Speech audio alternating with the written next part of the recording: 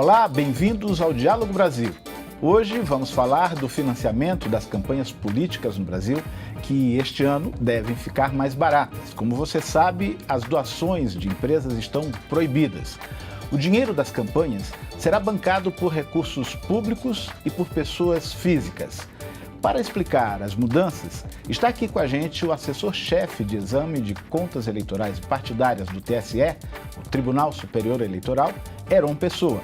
E também Marcelo Pimentel, mestre em ciência política e pesquisador associado do Laboratório de Pesquisa em Comportamento Político, Instituições e Políticas Públicas da Universidade de Brasília, que estuda financiamento de campanhas eleitorais desde 2012. Mas antes da gente começar a conversar com os nossos convidados, vamos entender um pouquinho melhor quais são as novas regras. Muitas mudanças, não é mesmo, Graciele Bittencourt? Pois é, Maranhão. Nessas eleições, as doações de empresas estão proibidas. Foi criado o Fundo Especial de Financiamento de Campanha, que é para custear as eleições com dinheiro público. O valor desse fundo chega a 1 bilhão e 700 milhões de reais.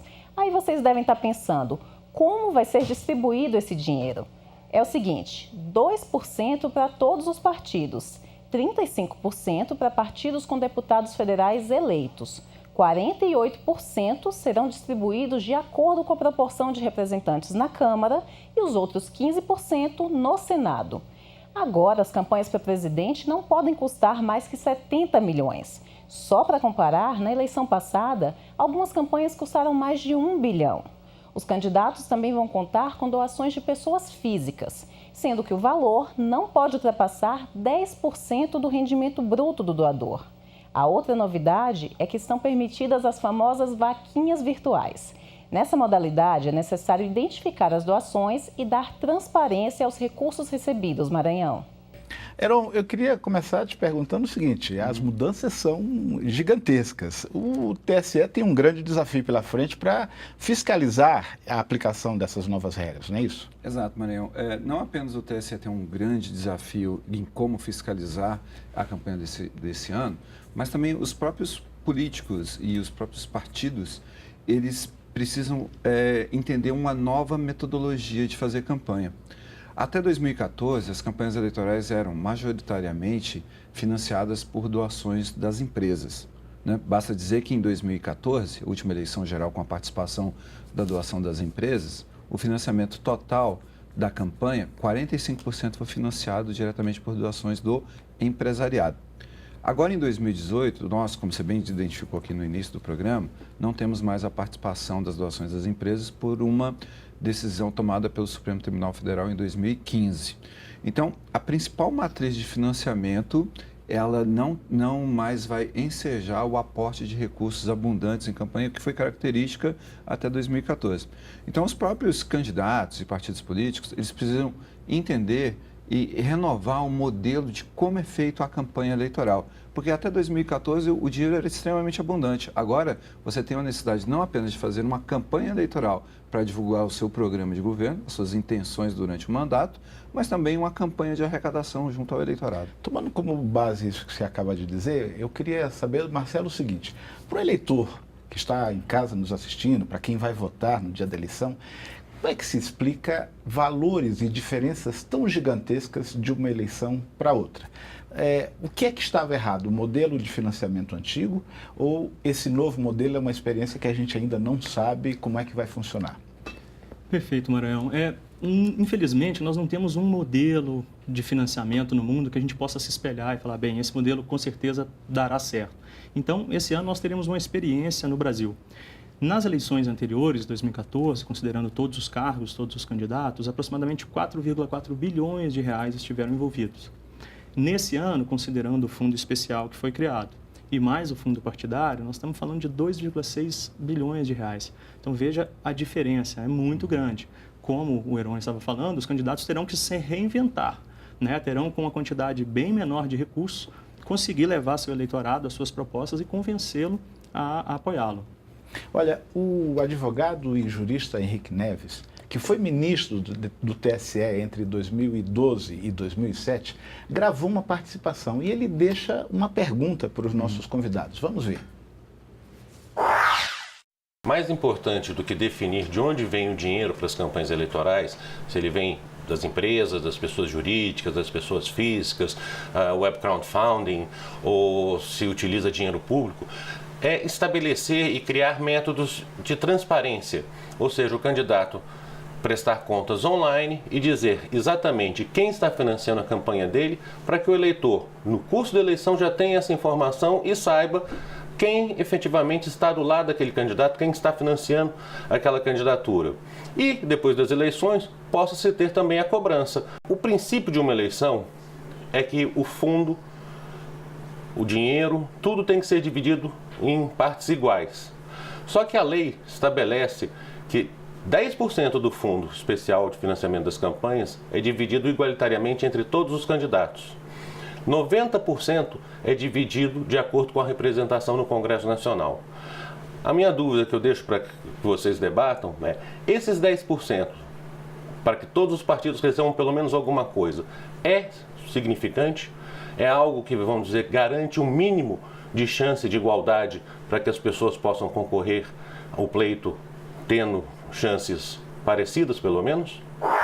Heron, eu gostaria que você respondesse e nos ajudasse a tirar essa dúvida do ex-ministro. O ex-ministro Henrique Neves é uma pessoa extremamente ativa nessa área de fiscalização de contas e conhece muito da matéria. E ele traz uma preocupação muito importante, que é a forma de como o dinheiro do fundo partidário ele é distribuído para os partidos políticos e as candidaturas e também é o mesmo modelo também aplicado ao fundo de campanha. Então, via de regra, os dois modelos, os dois fundos de campanha, eles têm uma característica que é você distribuir mais dinheiro para os partidos que têm maior representatividade no Congresso. Você tem, tanto no fundo partidário, aquela cota de 10% para distribuição igualitária e no fundo de campanha 2% para distribuição igualitária, mas esses percentuais são percentuais muito baixos em relação ao todo. Então, você tem digamos assim, uma característica no modelo de distribuição dos recursos que sempre estará privilegiando aqueles partidos com maior representatividade na Câmara e no Senado. E isso, com certeza, traz um dificultador em relação até à renovação dessas bancadas na Câmara e no Senado. Era isso que eu ia tocar nessa questão com o Marcelo. A chance de renovação, então, fica reduzida por conta desse modelo, na sua opinião, Marcelo? Sem dúvida, né? A oligarquia dos partidos foi fortalecida e a definição de quais candidatos receberão recursos é fundamental para que os candidatos tenham chances. E, na visão dos próprios donos dos partidos, digamos assim, é melhor beneficiar algum candidato que já está eleito, que está buscando a reeleição, porque caso eles confirmem a sua reeleição, isso assegurará mais recursos nas próximas divisões dos fundos. Então, para os partidos, apostar na novidade, apostar num candidato com uma chance de sucesso mais incerta, é arriscado. Talvez seja melhor para eles, como estratégia de garantir recurso futuro, continuar investindo nos mesmos atores já eleitos. Além disso, isso traz uma outra questão, que é o fato de que o deputado estadual, o vereador, o prefeito, não tem peso nessa distribuição de recursos, né? Isso diminui a importância dessas eleições regionais? Na sua opinião? Não é uma questão de diminuir a importância das eleições regionais. Na realidade, como nós temos um modelo em que a principal matriz de financiamento ela é oriunda de recursos públicos, qual é, digamos assim, a maior preocupação dos partidos? É conseguir recursos para a próxima legislatura, para os próximos 4 anos. Então, por exemplo, o fundo partidário ele é distribuído de acordo com os votos válidos obtidos pelas bancadas eleitas na Câmara dos Deputados. Nós temos um estudo que identifica que cada voto válido destinado a um partido nesta eleição, ele vai render para o partido em um ano R$6. Nos 4 anos da legislatura, isso gera R$24 por voto válido. O valor isolado pode ser até um valor baixo, mas quando você multiplica isso pelo universo de eleitores, você constata que os partidos receberão milhões de reais ao longo de 4 anos. E tem um outro aspecto, não apenas a sobrevivência, digamos assim, financeira da agremiação partidária, mas principalmente a necessidade de se investir, por exemplo, nas campanhas de deputado federal para poder os partidos alcançarem a cláusula de barreira que foi estipulada na última reforma eleitoral. Então, esse modelo, ele dificulta muito a renovação porque os recursos para a campanha, que são escassos, como o Marcelo bem colocou aqui, 4,5 bi da última campanha geral e o fundo de campanha principal de 1,7. Então, você tem um descompasso aí entre o total do gasto da última eleição com o total da receita disponível. E um outro aspecto que eu acho mais importante, que é não apenas o viés financeiro da campanha, mas o tempo da campanha. A campanha de 2014, ela era de 90 dias, 3 meses. Esse espaço foi reduzido para 45 dias, como um dos motivos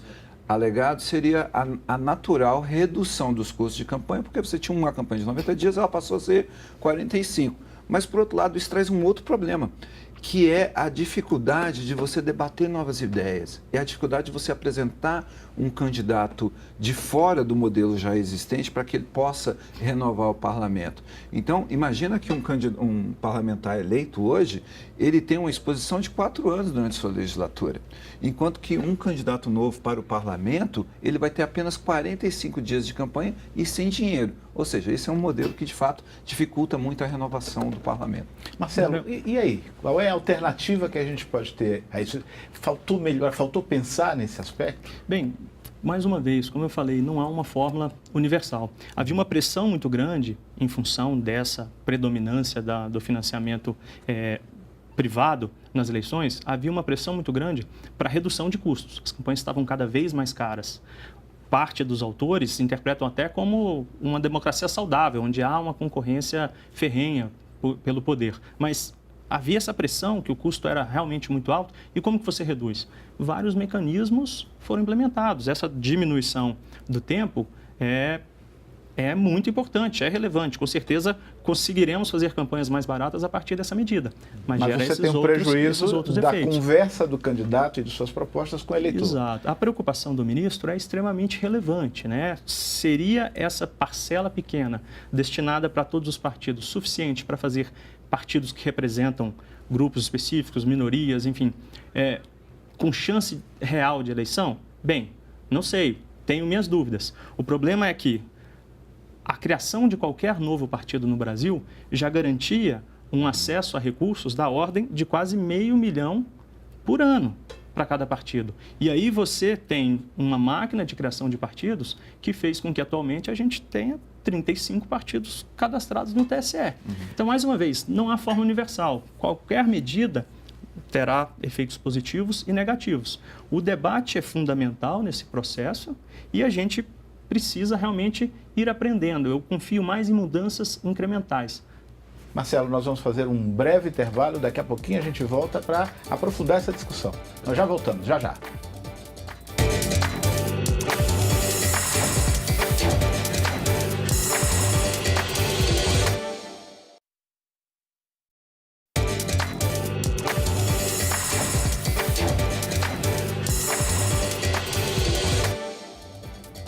O Diálogo Brasil está de volta com a nossa conversa sobre as novas regras do financiamento de campanha política. E nós vamos direto, abrindo esse segundo bloco, com a participação de Felipe Caruso. Ele é consultor e fundador da consultoria em financiamento coletivo Bando. Com a proibição das doações de empresa para campanhas políticas em 2015, a gente se perguntou em 2016 se seria possível levar a nossa experiência em financiamento coletivo nas principais plataformas de crowdfunding do Brasil para campanhas políticas. E foi. A gente construiu uma campanha para a Prefeitura no Rio de Janeiro que levantou 1.800.000 com mais de 14 mil doadores. Só que se a gente olhar esse número que parece bacana, ele na verdade não se espalhou para o Brasil inteiro. Então foram levantados pela internet 3 milhões de reais. Mais da metade desse dinheiro foi para a nossa campanha. Para fazer com que mais candidatos utilizassem o financiamento coletivo, a gente tomou 3 atitudes. A primeira foi dialogar com a assessoria legislativa da Câmara dos Deputados para facilitar o uso do financiamento coletivo nas eleições, permitindo agora que os candidatos utilizem uma plataforma existente e não necessariamente precisem desenvolver o próprio site. Depois foi compartilhar o nosso aprendizado, levar a metodologia para mais pessoas. Então a gente deu cursos presenciais em movimentos de renovação política e montou um curso online, o powerfunding.com.br. Em terceiro, a gente está construindo uma campanha presidencial, financiada pelas pessoas, para que mais gente entre em contato com essa forma de financiar a política no Brasil. Há uma expectativa, e parece que está dando certo, de que tem um aumento do uso do financiamento coletivo no Brasil em 2018. A gente passa aí de 3 milhões em 2016 para cerca de 20 milhões. Já tem centenas de candidatos fazendo a sua arrecadação e a gente espera que esse seja um próximo passo. Ainda é pouco, mas um passo importante para a gente construir a cultura de colaboração na política no Brasil e para repensar o financiamento da democracia no país. Heron, essa será a terceira eleição em que se usará esse método de financiamento coletivo. Nas duas primeiras foi muito incipiente. Existe uma expectativa de que agora esse volume de recursos aportados na campanha por pessoas físicas possa aumentar? Então, esse é uma experiência nova que nós estamos trazendo para a eleição geral. Ela decorre da última reforma eleitoral em 2017 e a gente precisa, antes de fazer uma análise assim mais conjuntural, entender o modelo de financiamento que vigorava até a eleição de 2014, que, como eu disse antes aqui, maciçamente financiado pelo empresariado. Então, a participação da pessoa física no financiamento da campanha sempre foi muito ínfima. Como o colega falou no vídeo, nós precisamos, talvez, começar a iniciar uma cultura de participação do eleitor no financiamento da campanha. É um processo educativo. É um processo educativo e de longo prazo. Porque, na realidade, se você parar para pensar bem, nós não tínhamos essa cultura de pessoas físicas doando para a campanha, porque o dinheiro era muito abundante do empresariado. E agora a gente vive um contexto um pouco desfavorável, que é uma situação econômica desfavorável no país. Nós temos mais de 13 milhões de desempregados aí no país, procurando emprego. Nós temos uma situação de um distanciamento da classe política com o eleitorado. Né? Você veja, por exemplo, as últimas eleições suplementares realizadas pelo TSE, o nível de abstenção, votos nulos é extremamente alto, a mais de 30% do eleitorado apto a votar. Então, como você bem colocou, nós precisamos fazer um trabalho de longo prazo, com viés de crescimento para a participação do eleitorado no financiamento das campanhas gerais. Marcelo, você acha que essa modalidade de financiamento, como o Heron estava dizendo que havia um distanciamento, ela pode, à medida em que a pessoa doa para uma campanha, ela acha que se sente mais comprometida e pode cobrar mais dos seus candidatos? Sem dúvida, sem dúvida. O investimento como doação da pessoa física provavelmente fará com que esse eleitor fique mais atento às ações daquele candidato que ele apoiou. Eu tenho a concepção de que, no fundo, um problema que a gente tinha grave em 2014 era, na verdade, a concentração das doações em poucos grupos privados e não necessariamente a participação das empresas privadas. Esse é um trabalho até relevante do professor Wagner Mancuso, da USP, que ele mostra que 28% de todos os recursos de doações privadas em 2014 se concentraram em apenas 10 grupos empresariais, enquanto todos os outros 72% foram de doações de mais de 16 grupos. Então, talvez o problema tenha sido lá atrás, lá em 2014 e nas demais eleições, essa concentração em poucos grupos e talvez, a minha hipótese é que, movidos aí pelos escândalos que a Lava Jato nos mostrou, nós talvez temos criado uma legislação tão brusca para exatamente, criado uma legislação mais excessivamente rigorosa. As doações de pessoas físicas são ínfimas, são de valores realmente que nem de longe lembram as doações que foram feitas para o ex-presidente dos Estados Unidos, Barack Obama, e que é o grande modelo, é o que todo mundo se espelha, é onde acredito que todos querem chegar. Além desse aspecto que você levantou, existe uma outra questão que é fundamental discutir. O eleitorado feminino é bem maior do que o eleitorado masculino. Em contrapartida, o número de mulheres candidatas ainda é muito pequeno. Sobre essa questão, a gente tem um depoimento que fala do financiamento da candidatura de mulheres. Vamos ouvir a jornalista Isis Maria, do coletivo Campanha de Mulher. A gente acredita que a destinação do fundo partidário para as campanhas de mulheres é o começo de um processo dos partidos de entenderem que essas mulheres precisam desse auxílio, precisam desse apoio para conseguir se eleger e trabalhar mais candidaturas. Então a gente sabe que isso não é imediato e que talvez em 2020 a gente já consiga ter um histórico e um acúmulo, né, a partir dessas eleições de 2018, que faça com que todo mundo perceba a importância, sim, de ter o fundo destinado nessa porcentagem para as mulheres. Heron, aí é um outro processo também de mudança cultural, de postura e de reconhecer o valor das mulheres no exercício da política, não é isso? Sim, exatamente. A legislação ela já previa o destaque de uma parcela inicialmente ainda pequena, 5% do fundo partidário, que depois foi alterada de 5% a 15%, e agora, numa última decisão no STF e no TSE, fixou-se o valor mínimo de 30%, tanto do fundo partidário como do fundo de campanha. Talvez a gente vá para a primeira eleição onde as candidaturas femininas nunca tiveram tanto dinheiro para o aporte em suas campanhas. Então, essa medida eu acredito que é uma medida extremamente importante para trazer não apenas as candidatas, a participação feminina na direção do partido, digamos, nos exercício do partido, mas também até pelo próprio eleitorado feminino também, que, como você bem colocou, é um eleitorado que ele é superior ao eleitorado masculino. Então, eu acredito que agora, com, digamos assim, uma disponibilidade financeira maior para as campanhas, eu acredito na possibilidade de que um número maior de candidatas ao parlamento sejam eleitas na próxima eleição. Agora, Marcelo, a gente tem visto aí que a forma como o recurso da campanha é distribuída pelos partidos, ela é concentrada. Será que também no caso das mulheres a gente não vai ver uma concentração de recursos nas candidatas que já exercem um cargo público, que já estão no exercício dos seus mandatos?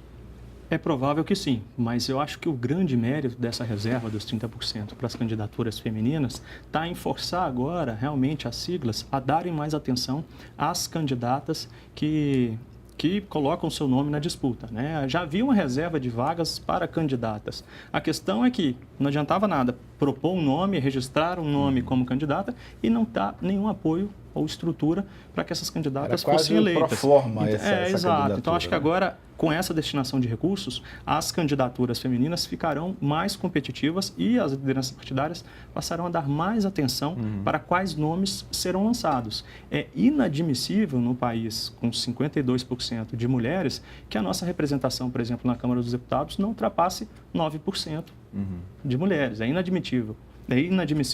Portanto, eu acho fundamental essa reserva de recursos e creio que ela pode ser benéfica e que a gente possa reverter esse quadro ao longo de algumas eleições. Você por favor. Eu queria fazer um comentário a respeito que eu acho que é importante pelo momento. O Tribunal Superior Eleitoral ele tem uma preocupação muito grande em que esses valores de destaque de 30% do fundo partidário e 30% do fundo de campanha destinado às mulheres, eventualmente não sejam objeto de desvio de finalidade. Da seguinte forma, a partir do momento que o partido destaca esse valor e distribui esse recurso para seus candidatos, eventualmente você pode ter alguma manobra partidária para fazer com que aquele recurso que foi destinado à campanha feminina seja transferido no todo ou em parte para uma candidatura, por exemplo, masculina. Que é possível de acontecer. E o tribunal, na última sessão realizada no primeiro semestre, colocou um dispositivo muito importante na resolução de prestação de contas de campanha eleitoral, que diz o seguinte: o recurso destinado à campanha feminina, ele tem que ser convertido em um bem ou serviço de campanha eleitoral em benefício da candidata, evitando assim que esse recurso possa ser transferido para uma outra forma, desvio de finalidade. A gente falava no começo do programa que não tem um modelo, a gente não pode olhar para um país e dizer esse modelo funciona bem. Mas a gente pediu para fazer um paralelo entre o financiamento de campanha no Brasil e no resto do mundo. A gente pediu a colaboração do professor de Relações Internacionais da Universidade Católica de Brasília, Creomar de Souza. Quando pensamos na relação entre financiamento e campanha eleitoral ao redor do mundo, há basicamente dois tipos de modelo. Aquele que é massivamente financiado com dinheiro do contribuinte via a redistribuição do Estado e outro que é massivamente financiado com dinheiro dos próprios eleitores, via militância partidária. Do choque desses dois modelos, nós temos que, especificamente no Brasil hoje, há uma tentativa de implementar uma situação na qual o governo dá uma parte do financiamento via fundo partidário eleitoral e a cidadania financia uma outra parte da campanha via doações. Qual é o desafio no nosso caso específico? A criação de uma cultura de engajamento cidadão aos processos eleitorais. Isso não tem acontecido, basicamente porque há uma relação de divórcio entre os representantes e os representados na atual conjuntura da democracia brasileira. A gente tem aí uma eleição que vai ter um desafio também de trazer o interesse pela participação política de um eleitor que está tão, digamos, entristecido e distanciado dessa realidade. Né? Essa é uma grande preocupação, né? Porque, por exemplo, os índices que nós temos de abstenção das últimas eleições suplementares, eles são extremamente preocupantes, né? E nós vivemos um momento político adverso e muito difícil. Então, isso reforça o que foi dito pelo colega no VT. há de fato, digamos assim, um divórcio, um distanciamento do eleitorado com a classe política. Aliado a isso, nós temos um contexto de uma campanha extremamente curta, que dificulta a renovação, e outra uma concentração de recursos de campanha em que se destina à renovação do parlamento. Então, é um contexto em que nós verificamos uma grande dificuldade de iniciar um processo de aproximação do eleitorado. Esse processo será um processo longo e demorado. Não é nessa eleição. Não é algo que se resolva na próxima eleição. Exato, mas é um processo que ele precisa ser ao menos iniciado. Olha, eu queria, antes da gente encerrar a nossa conversa hoje, eu queria perguntar o seguinte. Nas eleições anteriores, o papel do marketing político foi fundamental para todas as campanhas. Agora, a gente, por conta dessas novas regras e da restrição de recursos, os planejadores econômicos, os administradores e gestores serão mais importantes do que o marketing político? Qual é a opinião de vocês dois, começando pelo Marcelo, rapidinho, para a gente poder concluir a nossa Perfeito. conversa? Na minha opinião, sim, né? Eles terão um papel de destaque porque terão que fazer mais com menos recursos, terão que levar mensagens cada vez mais claras, difundi-las gastando menos, né? Acho que o papel é fundamental. E também, bem, os grandes marqueteiros estiveram todos envolvidos na Lava Jato, então há também uma readequação dos próprios profissionais da área para trabalhar nas campanhas. Heron, do ponto de vista do TSE, você concorda com esse raciocínio? Sim, concordo. Nós temos uma campanha curta, receitas listas extremamente reduzidas, limites de gasto também extremamente reduzidos. Nós não temos o aparato do empresariado doando para a campanha eleitoral. Então, como bem colocou o Marcelo, tanto os partidos como os candidatos terão que fazer mais com menos num período muito curto. A chance do eleitor enxergar um candidato de verdade mais próximo é bem real. Então. Exato. Eu acredito que o candidato ele terá que aparecer mais e tirar um pouco de toda aquela produção que existia nas campanhas anteriores. Ok. Eu agradeço muito a participação de vocês e eu tenho certeza que essa nossa conversa serviu para deixar o nosso telespectador um pouco mais esclarecido sobre esse assunto. Se você quiser saber mais sobre o nosso programa, entre no site da TV Brasil. Te espero na segunda que vem, às 10h15 da noite. Até lá!